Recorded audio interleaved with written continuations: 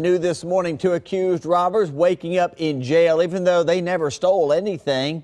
They were thinking about it. News Channel 5's Cuthbert Langley has the latest for us. These guys wound up getting hurt in the process, right? Yeah, one of them did, Steve. The victims, the homeowners, would not go down without a fight. They weren't going to let these guys get off with anything, and they won. We're talking about 18-year-old Jonathan Williams and 20-year-old Jamario Walker. They are here in jail this morning, charged with attempted aggravated robbery after this situation happened early yesterday morning. Here's what I've been able to gather so far. Around 5:30 yesterday morning, the two went to a home on Douglas Avenue. According to police, they had masks on and then knocked on the door. When that happened, when the victims answered the door, one of the robbers, we don't know who, but one of them pulled out his revolver and hit one of the victims across the head. That obviously started a fight. So get this, the three people inside the home and the two robbers started fighting right there in the front part of the home. During that altercation, one of the robbers ended up being stabbed in the stomach 3 times.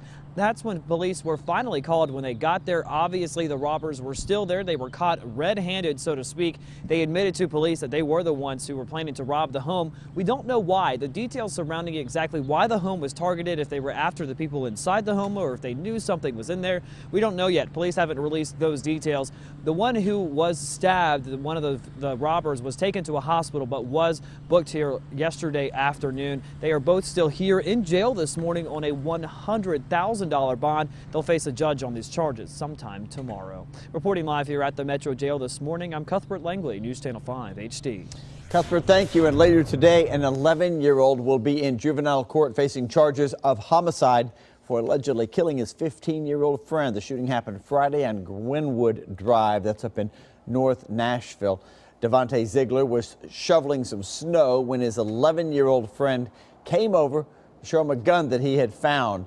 Police say that child pulled the trigger. Devontae later died at the hospital. We spoke with the family of that 15-year-old yesterday, who says they just want people to know this tragedy should be a lesson on gun safety. I don't want my child's death to be in vain. These guns are killing our young people. It doesn't matter what nationality, race, or creed, whatever. It's killing our young people. And if I could get this message out to all the young people, please keep them guns out of your hand. That 11-year-old's name is not being released because he's a juvenile under the age of 14. And also happening today, Michael Kohlmeyer will appear in court. He's the first person in Nashville to ever be charged and tried for being a customer of prostitution. Police say Kohlmeyer responded to an ad through an online escort service and offered thousands of dollars to keep a girl for an entire month. Because of a crackdown on Tennessee's sex trafficking laws, he could face harsher penalties and up to 60 years in prison. Well, Briley Parkway is back open this morning after that fatal motorcycle wreck shut it down for several hours last night. Happened around 6:30 when 2 motorcycles and a car collided. One of the cyclists was killed and the other had minor injuries. No one in the car was hurt. And you can always find the latest on newschannel5.com. A terrifying hostage situation involving kids ended peacefully over the weekend, but there was another chapter to this story, a disturbing discovery inside the home. Now, the standoff happened Saturday afternoon down in Watertown. Authorities say that Kyle O'Neill had apparently gotten into a fight with his wife, and then he locked himself inside the home with 4 kids inside.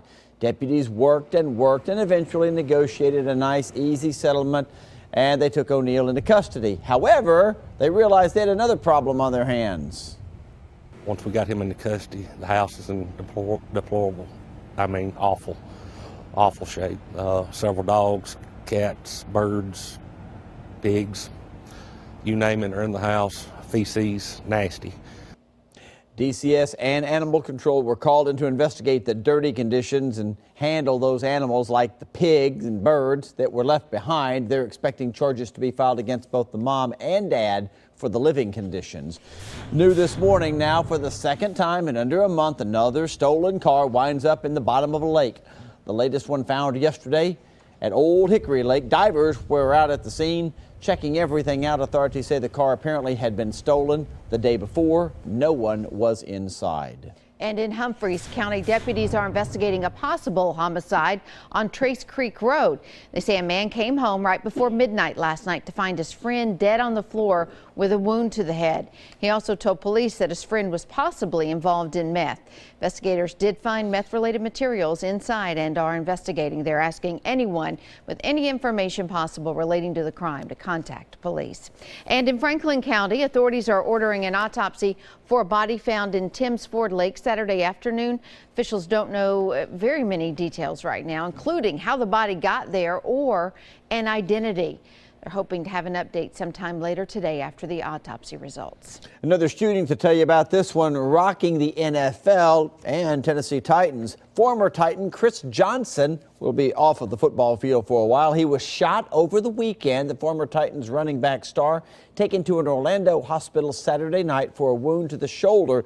Police say Johnson was there in Orlando, his hometown, riding around with friends when an unknown vehicle, a Jeep, pulled up beside them and shots were fired. Johnson and another passenger were hurt. The driver that was with Johnson was killed. No arrests have been made. Of course, Chris Johnson played for the Titans for many years. He played with the Jets last season, but his one-year contract expired and he's on training now and has been for the last few months as a free agent. Hope he can